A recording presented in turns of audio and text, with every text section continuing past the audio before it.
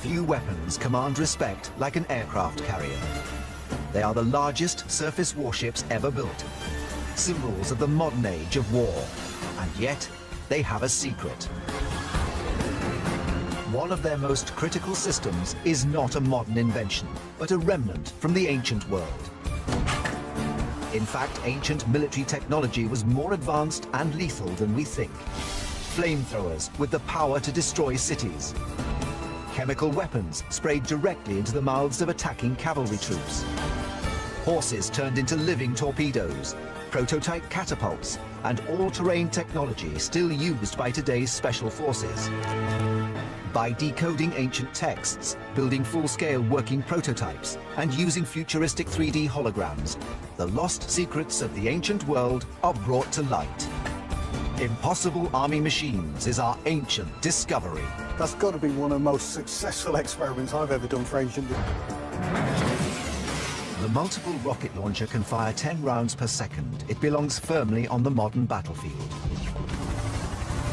But researchers have discovered a mysterious reference to a missile launcher from the ancient world with a rate of fire that's almost as high, and it's nearly 2,000 years old. Lost and forgotten within ancient Chinese texts is an obscure reference to a multiple launch catapult with a rate of fire of more than 8 rounds per second. Could the ancient Chinese have invented a weapon that challenges the modern rocket launcher? In 200 AD, China was a nation at war with itself. Governors went to great lengths to protect their subjects from attack. The Chinese had always been very good at building fortified cities, which is one reason why they had to devote such enormous resources to the problem of destroying or defeating these defences. Siege warfare in the ancient world involved wearing down the enemy. This trebuchet takes a full 20 minutes to reload. How could the ancients speed up the reloading process to increase the rate of fire? A text written in 232 AD by the inventor Ma Zhong describes a prototype for a catapult that had the highest rate of fire of any in the ancient world. According to the historical accounts, you have a very large wooden flywheel, and once you set it in motion, the centrifugal force throws out the missiles on the end of a piece of rope. As each missile reaches the top of the wheel, a knife blade cuts through the rope, leaving the missile free to fly forward. But could the prototype have actually worked? With no knowledge of how or where the weapon was used, if at all, ancient technology specialist Richard Windley is building what he hopes will be a working scale model. This is another of these pieces, really, which we've only got vaguest of textual references to. Ma Zhong does not specify what missiles were to be used in the machine, but as rate of fire was its most important feature, archaeologists assume the missiles would have been relatively cheap to produce and made of simple stone, moving at great speeds at a very high rate of fire. The first test is with a single stone. On this model, because of the size, we've got to actually generate quite high speeds. The larger the wheel, the slower it would need to rotate. So if you had a 20 or 30-foot wheel, we'd probably only want maybe 1 revolution a second. Richard is intending to get the wheel up to 3 revolutions per second, which will project the balls at 130 kilometers per hour. The first shot is powerful, but the range is short, a mere 15 meters. 2 things there. We managed to get a fair speed up. The knife successfully actually cut through the rope, which was one of the things we were slightly concerned about. But it did look as though the point of cutting was too early. It looks as though it's actually hurling it into the ground. So it looks as though we've got to have a rethink on the actual position of the knife blade. Time to get out the toolbox. Richard needs to alter the angle of the blade so that it cuts the ropes earlier, thus releasing the balls into a higher and therefore longer trajectory. With the angle of the blade moved backwards, Richard arms the catapult to its full launch capability. 8 iron missiles of around 3 kilos each.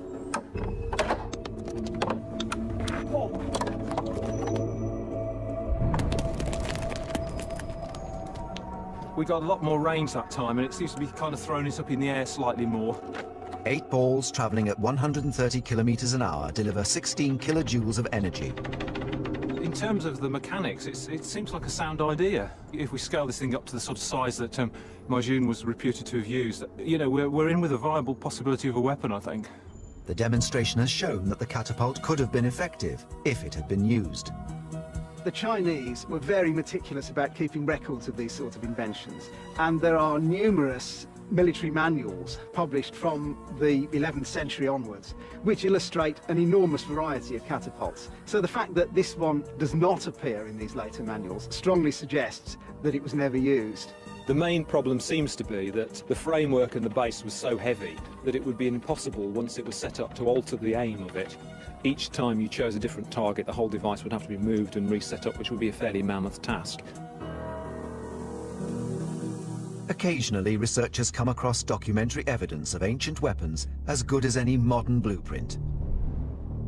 One such has been recovered from ancient Greece. It describes an innovative machine that plays on man's most primeval fear. Fire is one of the primary weapon systems used even in the 21st century. You set a man on fire and he's out of the firing line.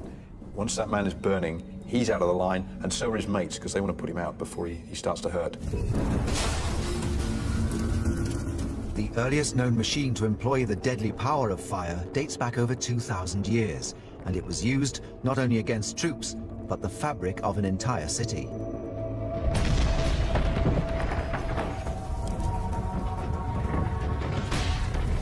In 424 BC, a tribe known as the Boeotians put this power to great effect. They were laying siege to the town of Delium in central Greece to win it back from the Athenians. The defenders had thrown together a lot of wood and roots and all kinds of material to bind up an earthen defense. To the Boeotians, all that wood stacked up within the walls suggested an obvious weapon of attack. They come up with a flamethrower, quite a big flamethrower. How could such a weapons system have been possible, and was it enough to defeat the Athenians? Clues were recorded by the ancient writer Thucydides. Thucydides is an Athenian general and statesman who gets sacked about halfway through the Peloponnesian War. And like most generals who get sacked halfway through a war, he wants to prove that they shouldn't have sacked him. So he sits down to do something unusual. He writes a book. And his book is the first serious political examination of the phenomenon of war, not as something to write legends about, but something that happens to real people. It really is a rich and powerful text that we still read to this day. They sawed in two and hollowed out a great beam, which they then joined together again very exactly, like a flute, and suspended a vessel by chains at the end of the beam. The iron mouth of a bellows, directed downwards into the vessel, was attached to the beam, of which a great part was itself overlaid with iron. This machine was brought up from a distance on carts to various points of the rampart, and when it was near the wall, they applied a large bellows to their own end of the beam and blew through it. The blast passed into the vessel, which contained burning coals, sulfur and pitch. These made a huge flame and set the rampart ablaze. Because of the detailed description left by Thucydides, Richard is able to build one of the most accurate reconstructions he has ever made. It's a very, very simple device. Large bellows, big long tube, fire pot on the end. The bellows will blow it a bit like a blacksmith's fire. We could raise the temperature probably 2- or 3-fold with a good direction of air into the pot. At first, the flamethrower does not appear to be very effective. But as the oxygen from the nozzle passes over the combustibles, things start to heat up. Eventually, Richard can produce a directional heat source capable of delivering fire right into the walls of a city. Once or twice, when we just got the angle correct, I think we were getting very, very intense heat. We were getting almost a white heat, which is really quite hot. White flame is only produced by temperatures over 1,000 degrees. If we think that this design was something like 2,500 years old, you know, this is quite impressive technology for the time. Wooden walls would have provided little comfort for the defending troops. According to Thucydides, the Boeotians used this weapon to set fire to Delium and chase away the Athenians. Only 200 or so Athenians were killed. The rest were allowed to escape. Using ultra-modern technology, the Boeotians managed to defeat mighty Athens, a true testament to the power of engineering. But despite this, Athens went on to become one of the most powerful cities in the ancient world, and is still the capital of Greece some 2,500 years later. From the soaring ambition of the repeating catapult to the ingenious application of a basic resource like fire, military engineering developed over millennia to produce terrifying and powerful technologies. But these innovations were just the beginning. The modern aircraft carrier can't do its job without an essential piece of hardware that is 2,000 years old. In a message fragment from ancient Egypt, a deadly long-range weapon is described that relied only on the power of air.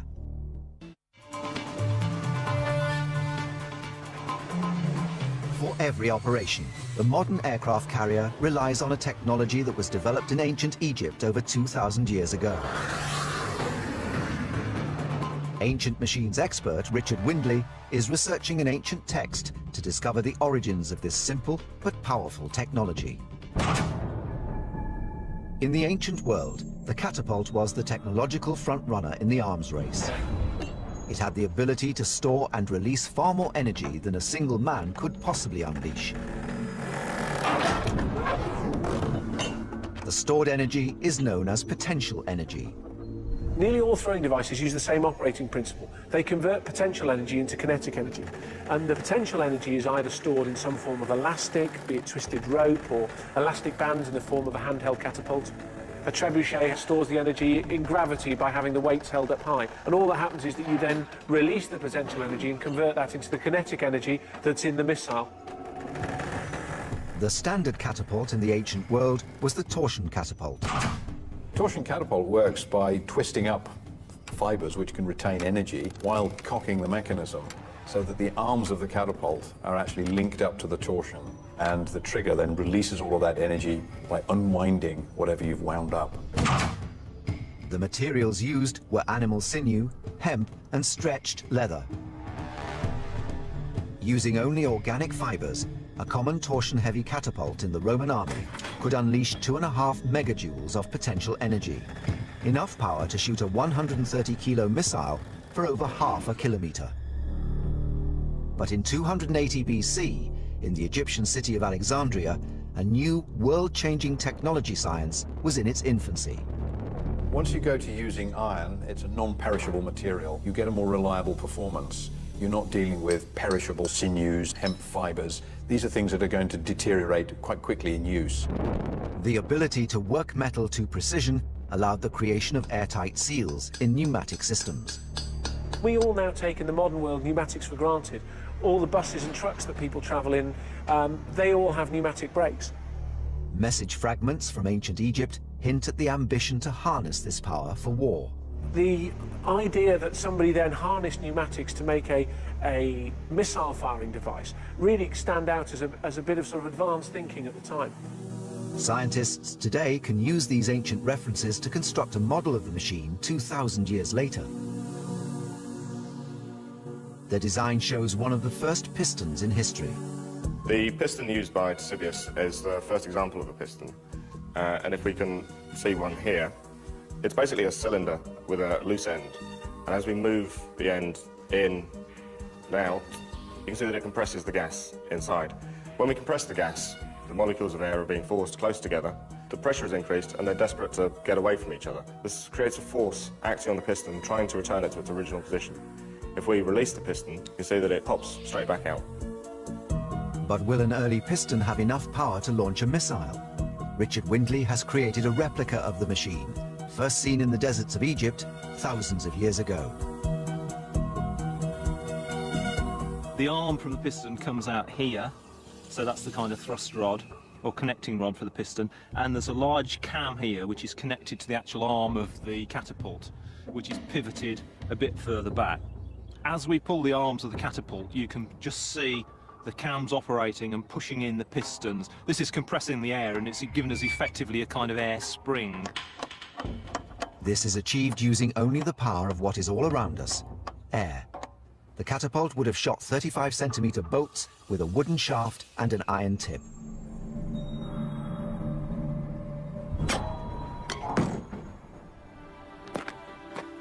Fantastic, we actually hit the target first time.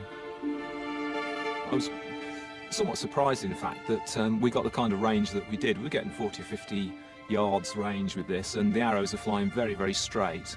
The actual height or trajectory is a slightly more complex issue, but it would be quite easy to get used to one of these things and probably hit a target of 1 metre square at 60, 70 yards.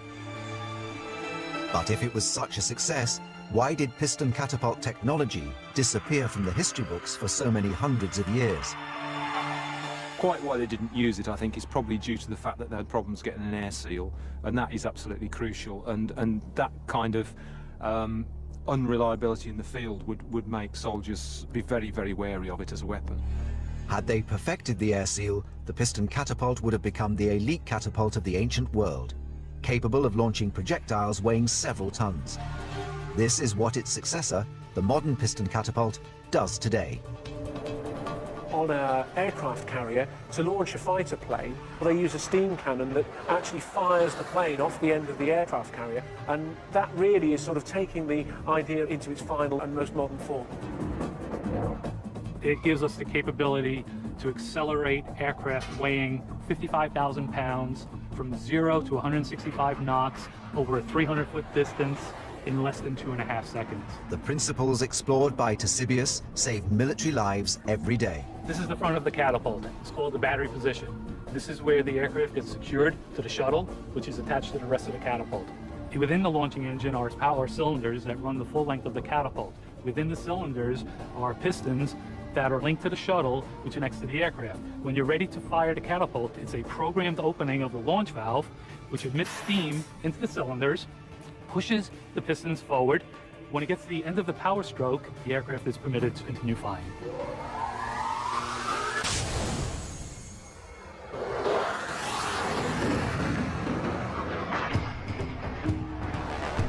The idea of the piston was too good to abandon, but some ancient technologies were so bizarre, they seem utterly impractical. Ancient notebooks reveal a strange sketch of a horse. The horse has long been seen as a powerful weapon. For centuries, nothing evoked as much fear in a soldier as an enemy cavalry charge. Then someone had the idea of attaching 2 6-meter spears. Did it turn the horse into a living torpedo or lead to a battlefield disaster? To find out, researchers must look for the inventor's original surviving blueprints. The Biblioteca Comunale library in Siena contains hundreds of pages of plans and notes by medieval military engineers. One of these was Tacola. Tacola is clearly very inventive, did these 2 big manuscripts really showing what he could do. You can open it up and you can say, ah, that's a picture of a machine in the landscape doing what it does. Mariano Tacola was born in 1382, a time of constant war in Renaissance Italy. Many of Tacola's drawings were genuine inventions designed to be used, such as the breathing apparatus and the keel breaker. However, some of them were simply made to showcase Tacola's imagination. Some of them are like concept cars at motor shows, you know, they're sort of saying, well, you know, this is advertising what you can do. The question facing us now is whether this drawing of a horse torpedo was a genuine blueprint for a weapon or simply another drawing in Tacola's portfolio. When we find information about potential weapon systems and we have no idea whether they were used or not, we have to use our creative intelligence. We have to think, is this practical? Is this sensible? Is the person telling the story credible as a witness? There's only one way to solve the mystery. If all else fails, there's nothing wrong with building one and testing it. The starting point of the weapon is the horse. You've got 400 kilograms of horse, plus rider, plus armour. That's half a ton of weight, travelling at 35 miles an hour. You get hit by that, you don't get up again. The horse has been terrifying foot soldiers for as long as mankind has been in the saddle. When the ground shakes and there's that pounding of hooves, it's absolutely terrifying. But will the addition of 2 6-meter-long spears onto this power driver bring strategic benefit? We've come here to one of the last schools in Europe where they still train battle horses to try Tacola's equine torpedo. Here, horses are trained for stunts in action movies. Henry has been in over 1,000 action stunts. He's used to strange equipment and unusual behavior. But even he is nervous. Well, we've got the device on exactly how it's shown in the manuscript, but we're already running into problems. This is the most docile and peaceful war horse you'll ever find. But he's already uncomfortable with having these bars so close to his nose. If he moves his head, he's striking these trails. And down here, it's digging into the ground. Now that's great on one hand because it's stopping the horse backing up. We only want this to go forwards. We don't want him to ride back into our own army. But it's putting a barrier in front of his nose. To make this horse go towards the enemy, it's going to take something like a burning brand here. Not something we're going to do. Horses rely on sight to guide them across the battlefield. Tackler's weapon places a bar right across the horse's field of vision. A horse that can't see simply stops charging. It's deeply problematic. The whole thing will grind to a halt. The only potential for this device to work is if you're willing to sacrifice a horse. Now, in a time with no antibiotics, any horse injured in battle is going to die from infection. So they've got a supply of horses that they might be willing to throw away.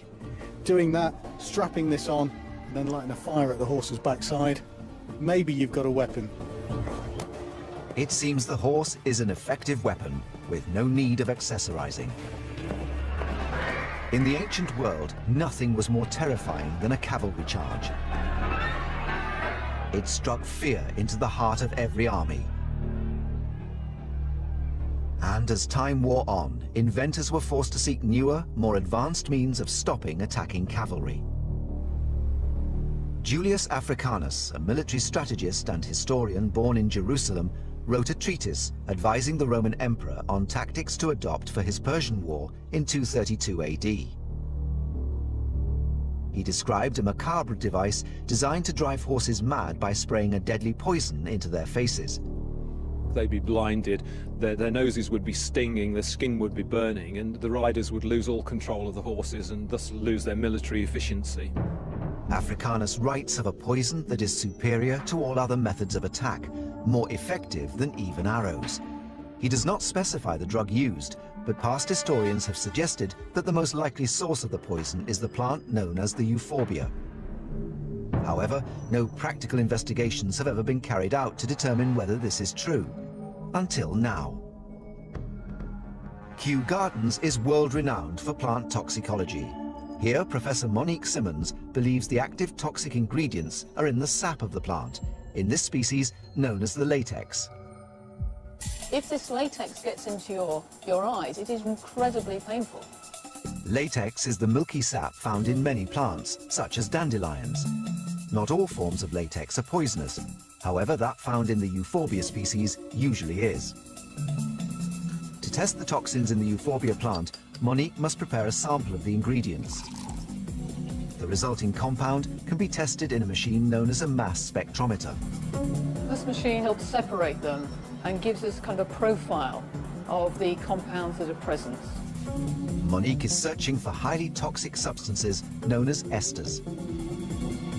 An ester is a complex organic compound found in a variety of toxins, such as those found in shellfish. We can see some here, and it looks like that these actually could be some of the esters that are associated with the toxicity. So if it was fired into the face of a horse, that would have been a really nasty irritant. The evidence suggests euphorbia is the culprit. Now Richard Windley is looking into how this horrible agent was delivered to the horses. We think that one of the methods they may have used was to use a device which was probably commonly known, which was a kind of siphon pump. Richard wants to investigate whether the siphon can direct the poison at the horse and, most importantly, away from himself. From Africanus's text, we know that this gun was deployed by men placed within the front line. Once the enemy had reached them, they sprayed the poison into the noses of the horses.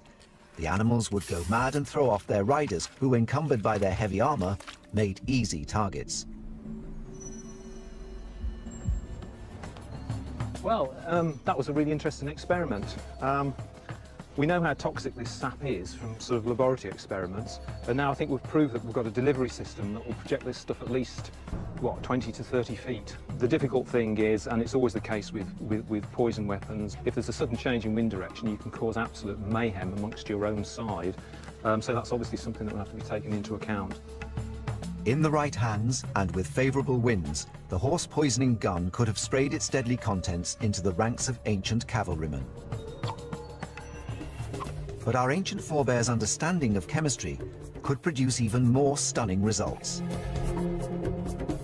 Over 2,000 years ago, the Carthaginian general Hannibal led an army of men, horses and elephants across the highest mountain range in the known world, sometimes by going over them, and sometimes, where the cliffs were impassable, by using a secret formula to go through them. That's got to be one of the most successful experiments I've ever done for ancient discoveries.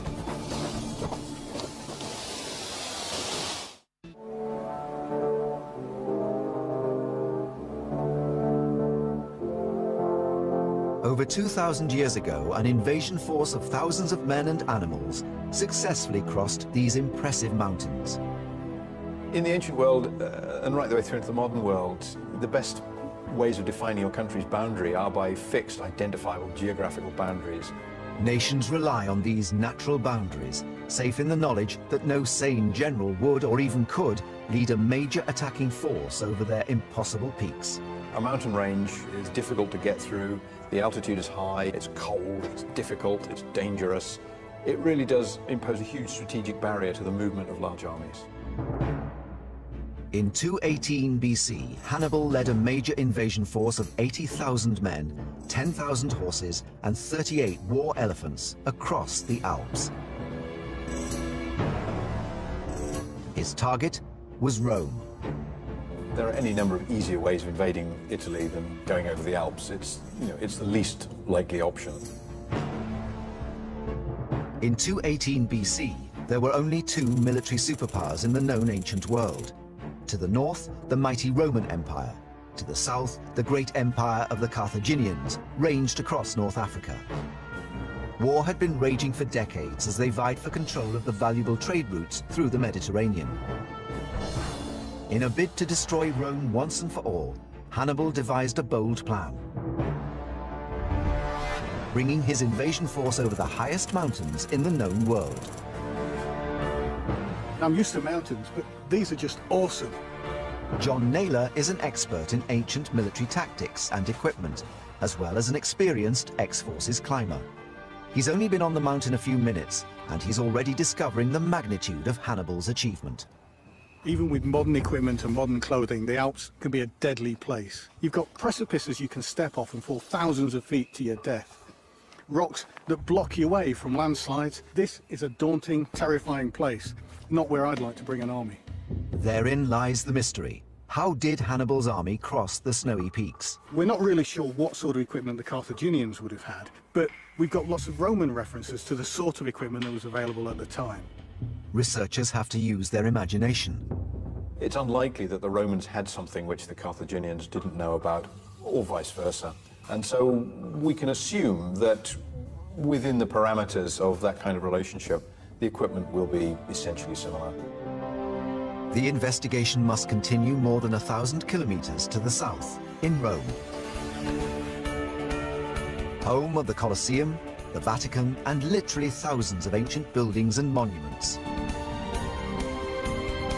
On one of these monuments, the Arch of Constantine, researchers have discovered a tiny fragment of evidence. It shows a piece of equipment strapped to the feet of a soldier. The device looks exactly like a modern crampon. The crampon is a spiked device that attaches to the bottom of a boot, allowing modern climbers to gain purchase on snow, ice and rocks. This evidence suggests that the ancients may have had them too. Boots. These are the Roman caligae, the marching boots. They've got hobnails in to protect them on the stones, on the rocks, stop them wearing out too quickly. Crampons. They're based on some from the Arch of Constantine. They're described in Roman accounts as spy boots. John is hoping to discover how effective this ancient device is. With this sort of gear, maybe Hannibal's troops could have conquered this mountain, so we've got to come here and test it. Pierre, an experienced alpine climber, ensures John's safety rope is secure before he attempts the tricky climb up the icy cliff. Will the Roman spy shoes give John enough grip to get to the top? Grazie. That was surprisingly easy. When I first got the references to these spy shoes, I was very skeptical, but they really do work. especially on that difficult transition of snow to rock. They were able to give me that extra little bit of traction, which in just leather boots, I wouldn't have stood a chance.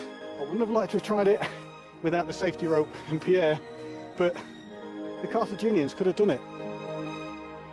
John has climbed the Alps using 2,000-year-old technology. The prototypes of the equipment special forces still use today. Hannibal did manage to get over these Alps, and we've shown that with the most rudimentary equipment, it's possible. With determination and grit, his men were real men, real soldiers. But then he faced the ultimate barrier. There were some passes that were simply unclimbable. The ancient texts record that as Hannibal descended the Roman side of the Alps, he was confronted with a massive precipice which he couldn't pass. The invasion was on the brink of disaster, but then his engineers proposed a remarkable solution. They would destroy the very rock of the mountain using a violent chemical formula.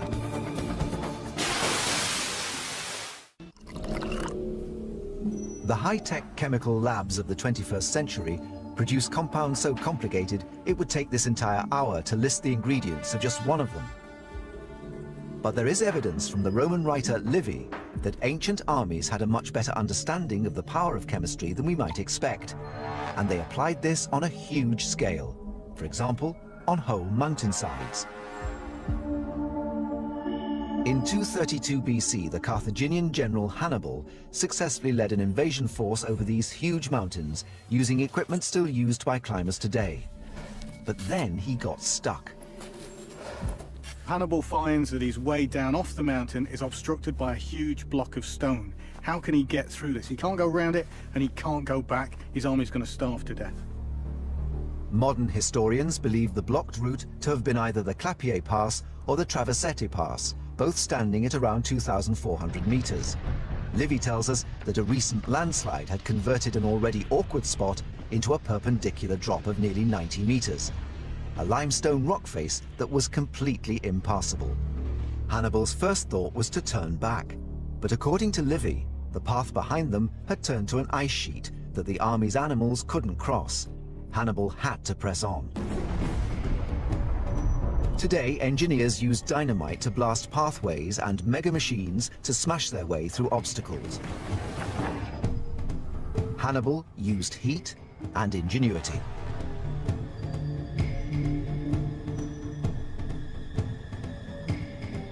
Now, rock's hard. If you heat it, it expands. If you cool it rapidly, it contracts. And that expansion and dramatic contraction causes it to shatter and break. In this state, I can't do anything with it. But if I heat it and cool it rapidly, it becomes what we call friable. It's softer, crumbly, easier to break through. Now, the way to test it is we're going to heat up a small sample first using a blowtorch and then rapidly cool it using water. After 15 minutes, the limestone is red hot. I've got a high temperature thermometer here, digital thermometer, to see just what temperature the rock's up to. At 479 degrees, the addition of cold water will drop the rock temperature by 3,000% in just seconds. It's fizzing and boiling. Oh, amazing. That water's dried off in front of my eyes. Now let's see what effect it's had on the structure of the rock. To the naked eye, it doesn't look any different to before we started. But what's it really like? Let's see. Oh, amazing. It's soft, it's like chalk. I guess this is what they mean when they say the rock becomes friable. But Livy is very specific. He clearly states that Hannibal called for vinegar, not water. Vinegar, salad dressing, doesn't sound very dangerous, does it? You get the impression, though, that Livy is as reliable as he can be, so I suspect there's more than a grain of truth in it. Perhaps the ancients understood the secrets of chemical reactions better than modern scientists give them credit for. There's a possible reason why you used vinegar instead of water. Limestone's alkali, vinegar's acid. That means it's chemistry as well as physics. 3D analyst James Dean has been researching Livy's claim at a molecular level. If we zoom in, we can see that the key components in the reaction here are an acid and a base. In this example, the base is the rock, which is limestone, calcium carbonate, and the acid is the vinegar or acetic acid. This falls into a common class of reaction known as an acid-base reaction. If we can push the two together to start the reaction off, we can see that straight away the acid has released hydrogen ions, which combine with the oxygen and hydrogen from the base to form H2O, or water. The remaining components combine together to form a salt, which we can see here. The whole reaction is exothermic, and it's giving off a lot of heat. So we can see that if we look back at the wider scale, the heat is heating the water and it's producing steam, which we can see coming off it. There's other gases produced if you've got carbon involved, which will give us carbon dioxide. That will give us the effervescence and bubbling. And overall, the entire structure of the rock has been destroyed. The salt and water now permeate it, and if we touch it, it's completely friable. For Hannibal, this was no chemistry experiment. It was a matter of life and death.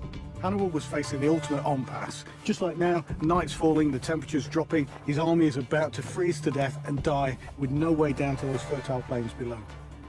He's got to get away through the rock. We're going to attempt it now.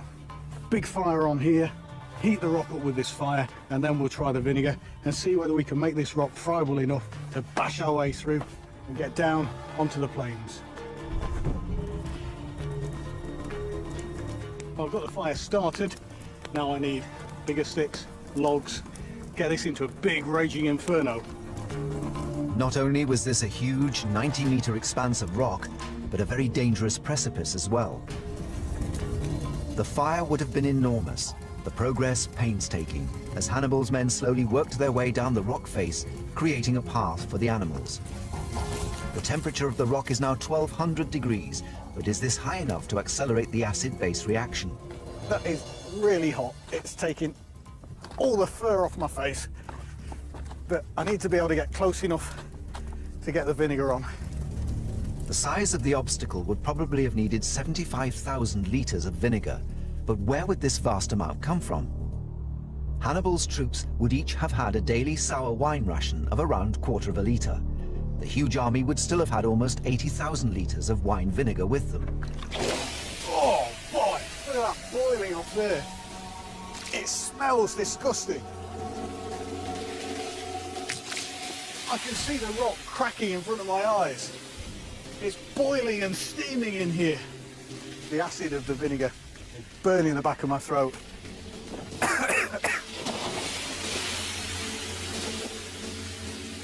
I'm learning every moment that I'm doing this. It's as if this rock has become an organic living thing that's complaining about the treatment we've given it.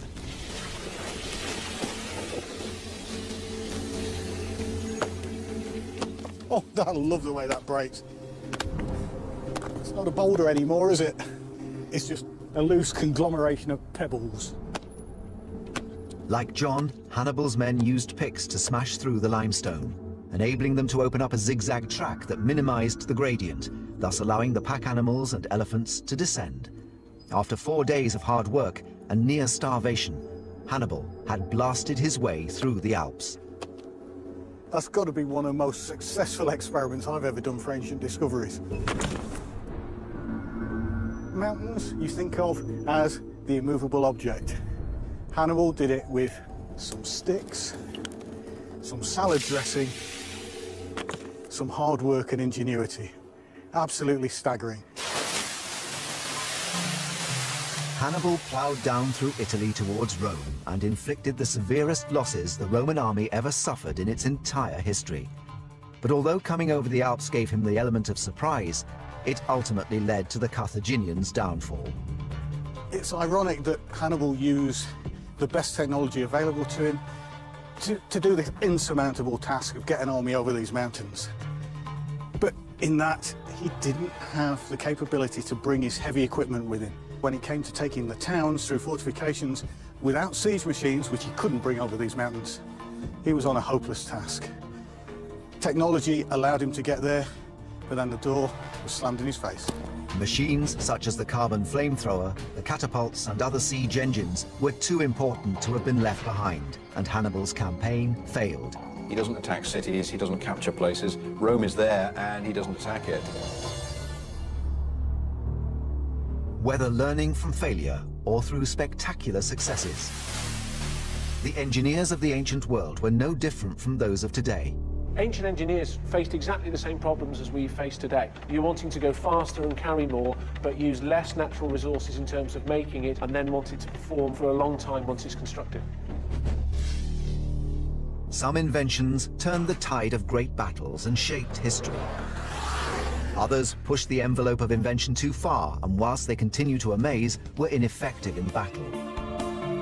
As the mysteries of ancient engineering continue to be revealed, the modern world asks how much of what we take for granted derives from the ingenuity of the ancients and their impossible army machines.